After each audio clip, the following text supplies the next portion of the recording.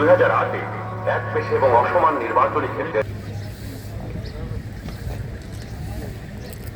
এখন মানিক নিয়ে আছে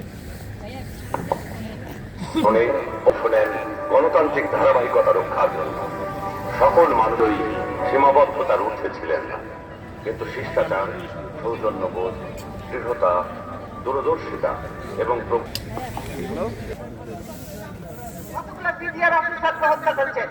সেদিন কি ছিল হাসিনা? সেদিন হাসিনা কোথায় ছিল? এতগুলো অফিসারকে মারল, 57 জন অফিসারকে হত্যা করলো। সেদিন হাসিনার এই ফোর্স কোথায় ছিল? গোলামি করবেন, দালালি করবেন? এই গোলামি তো রাখবে না।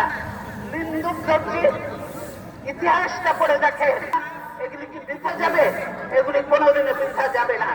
আজকে যারা এই জুলুম নির্যাতন করছেন তাদের তো এদের মতো একদিন চোখের পানি ফেলতে ফেলতে বুঝতে বুঝতে তারা চোখ অন্ধ হয়ে যাবে। আমার এই সরীর জীবনেও দেশবাসী আমার স্বজন, আল্লাহ আমার একমাত্র ভরসা। আমি যেমন থাকি, যেখানেই থাকি, যতক্ষণ বেঁচে থাকবো দেশবাসীকে ছেড়ে যাবি না। প্রিয় দেশবাসীর প্রতি আমার আবেদন, আমাকে আপনাদের থেকে বিচ্ছিন্ন করার চেষ্টা হলেও বিশ্বাস করবেন আমি আপনাদের সঙ্গেই